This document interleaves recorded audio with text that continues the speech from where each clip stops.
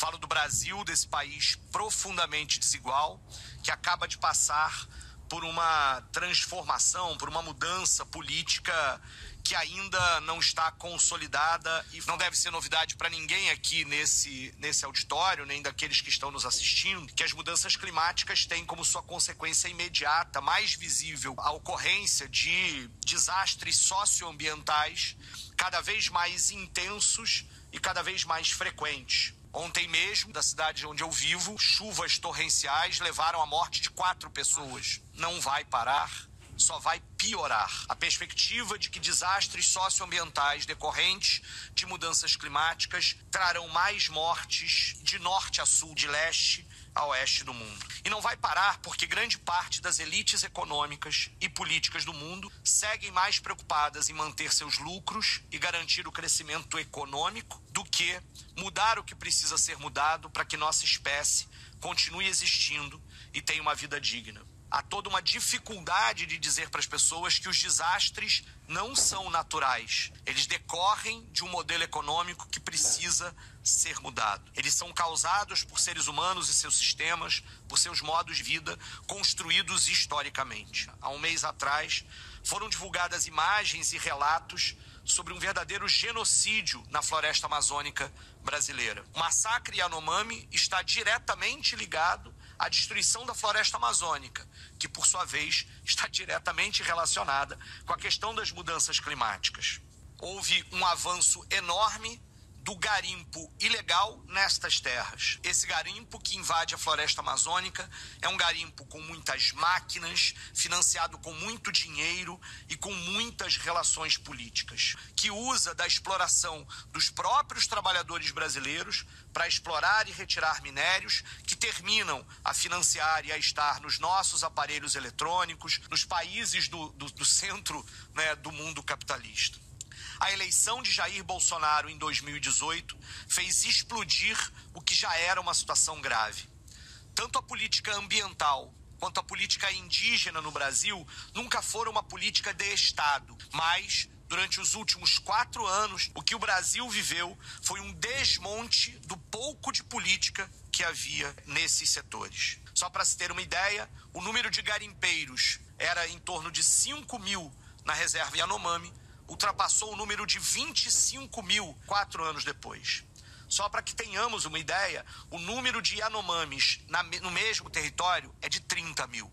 Apenas em 2022, 22 mil casos de malária foram reportados na terra Yanomami. 30 mil indígenas, 22 mil casos de malária. E nos últimos 4 anos, apesar dos esforços daqueles que lá estavam, o governo brasileiro se omitiu, desmontou o pouco que havia de sistemas públicos a resguardar um pouco que sobrava da saúde, da vida digna desses povos.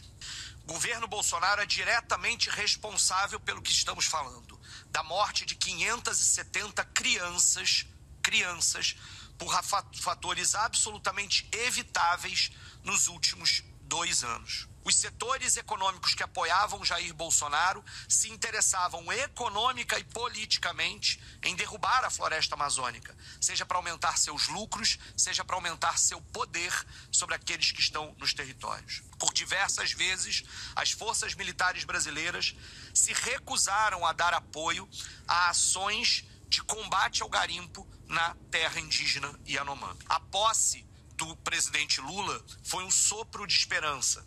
O símbolo de Lula subindo a rampa ao lado dos oprimidos, dos periféricos, daqueles mais explorados da sociedade brasileira, incluindo o cacique Raoni, símbolo exatamente da luta indígena, foi um sopro simbólico de esperança. Estão sendo movidas verdadeiras ações de enfrentamento ao garimpo, que estão sendo expulsos garimpeiros daquela região como forma de tentar diminuir os estragos já causados sobre a vida dos Yanomami.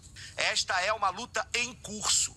É preciso ainda derrotar uma ideologia bolsonarista que está forte na sociedade brasileira e que segue com muito poder nas redes sociais e na produção de uma guerra cultural que em outras partes do mundo também vemos. Agora, neste exato momento, esta parcela bolsonarista, de extrema direita, que ganhou cargos importantes no Congresso Nacional, tenta colocar Ricardo Salles, que foi ministro do Meio Ambiente de Jair Bolsonaro, na presidência da Comissão de Meio Ambiente do Parlamento Brasileiro. Ou seja, nada está resolvido. O que fazer diante deste cenário? Primeiro, solidariedade internacional aos Yanomami e à democracia no Brasil. Segundo, é preciso responsabilizar os atores políticos e econômicos que não só causaram a tragédia Yanomami, mas foram omissos durante a pandemia e também pela tentativa de golpe, sem anistia. Terceiro, seguir na pressão para que a questão ambiental e indígena se transforme em uma política de Estado no Brasil. Quarto, reverter o acordo Mercosul-Unidade Europeia. Este acordo, ao manter o Brasil num papel de mero exportador de commodities, significa colocar a floresta e os povos que nela habitam constantemente sob risco. Quarto, enfrentar o desafio de que é preciso mudar radicalmente nosso modo de vida. Não basta socorrer os Yanomami. É preciso mudar o modo de vida que gera os elementos que causam os desastres socioambientais e genocídios como esse. Nosso senso de urgência diante da tragédia humanitária não pode nos enganar. Não podemos perder a urgência das mudanças estruturais globais que precisam ser feitas. Para concluir, lembro de Davi Kopenawa, liderança Yanomami, que dizia ainda em 2017: o dinheiro é a doença. Os povos originários estão aqui a nos lembrar que outro mundo é possível, que outro modo de vida é possível, que saibamos que a morte dos Yanomami hoje pode ser a morte de toda a humanidade amanhã. Obrigado.